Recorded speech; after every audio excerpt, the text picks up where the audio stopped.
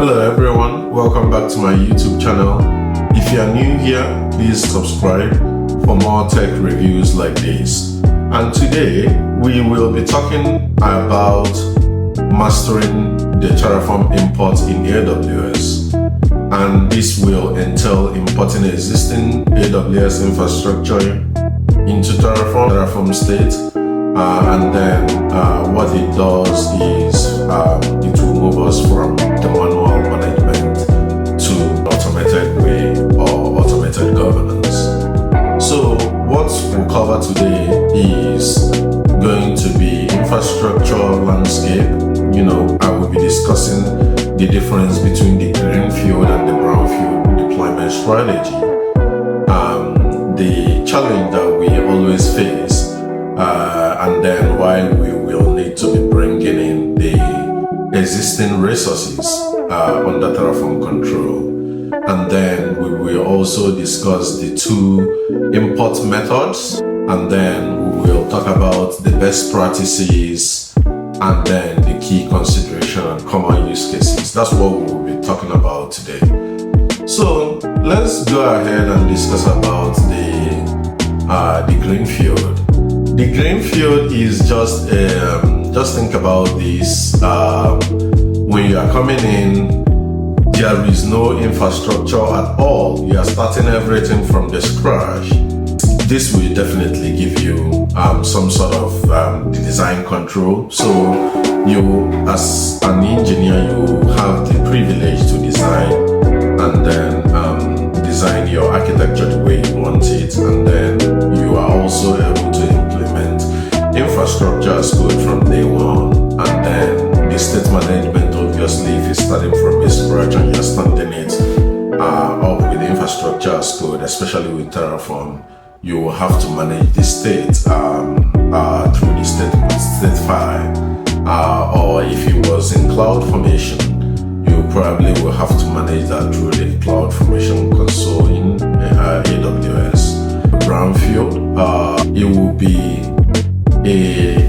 an existing system already is in place. So maybe someone have gone to AWS and then manually configured EC2 instance, or maybe they are using another infrastructure as code tool like CloudFormation. And by the way, there will be a demo after this video, and that demo will see how I will create these existing resources using CloudFormation, and also bit around to Terraform using this Terraform import. So the first thing is that, when your organization probably creates a critical infrastructure like their VPCs, where important workload is being hosted, maybe through CloudFormation or manually, but you are trying to standardize it on Terraform, right? The main issue that it will solve for you will be the inconsistent management. For example, if you are trying to use Terraform as an infrastructure as code tool, but your team have already built this infrastructure in CloudFormation and you are adopting the cloud agnostic strategy, which Terraform becomes a suitable tool at the time. The inconsistent management of those will definitely make it a lot more complicated. So in terms of dealing with that complexity, it will just make more sense for you to import the existing resources into Terraform and have a single source of truth where this is being tracked with a state management file that is up to date. Another important problem that importing these existing resources solves is if you are running Terraform CloudFormation, Terraform cannot track states of some resources deployed outside Terraform. Terraform cannot be able to manage the state. So if we are introducing Terraform, it will make a lot more sense for us to bring it in through an import and then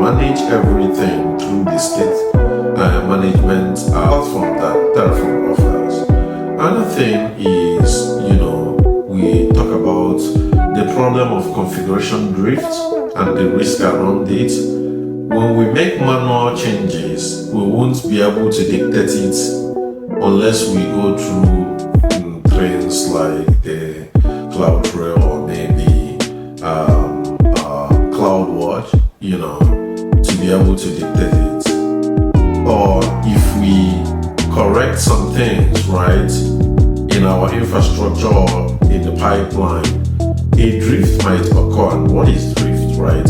It means that what Terraform is tracking is different from what it has deployed, or vice versa. But what we are trying to do is that when we do the Terraform import and then change everything through Terraform will be able to track what it deploys.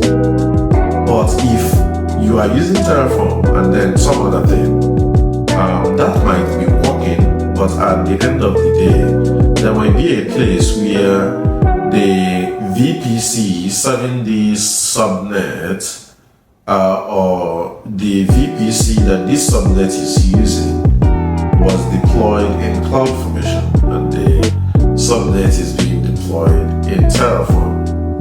A drift might occur. So importing these through Terraform and managing everything centrally becomes a potential solution to those type of risk issues. So that's the challenge. Before we go into the strategy that we use, I want to discuss the two available import strategies in Terraform. And the first one is to do it with the import command. It is usually very imperative and then one-time CLI operation. It helps is you manually write the Terraform resource block after importing it. And then when you run the Terraform import command, it's just states only operation. So what it will do is, let's say I'm running it on a VPC. It takes this VPC and then imports everything in my Terraform state. And then I can run Terraform state show to see what it imported. And then from there, we'll be able to rewrite it manually in my Terraform script to be able to track it and make future changes. And then the reason why this is not enterprise friendly is because you have to run it one at a time, one resource at a time, and you can make a mistake configuring it. You can use this if you have just only one resource. It's easier, quicker, maybe. But if you want to do that in a more enterprise suitable way, then the next strategy, which is the Terraform import block, which is a declarative and code-based approach, is what we would definitely need to go through. And then what it helps us to do is that it helps us to add the import block configuration that I will show you in the demo that I will do after this video. And then it will also show the resource attributes, and then you can review it and then use those codes that you use repeatedly. And then it is also very safe. Instead of the error-prone one, it is also very safe. Less guesswork when we do that. So everything is in one place. The imports and then what is imported into very specifically. And then you run your Terraform plan. We will show you everything, and then you can import it. And once it's imported, you will manage those state files and then the TF files that you have created alongside with it. So those are the two strategies. Now, because I am trying to demo this for enterprise use, I will be going with the suitable one, which is the import block, and I will be importing out 9 resources into Terraform, which will be AWS network, VPC, subnet, and then some other stuff that we accompany it. Let's say, for example, your team is using CloudFormation, or any other tool like the CDK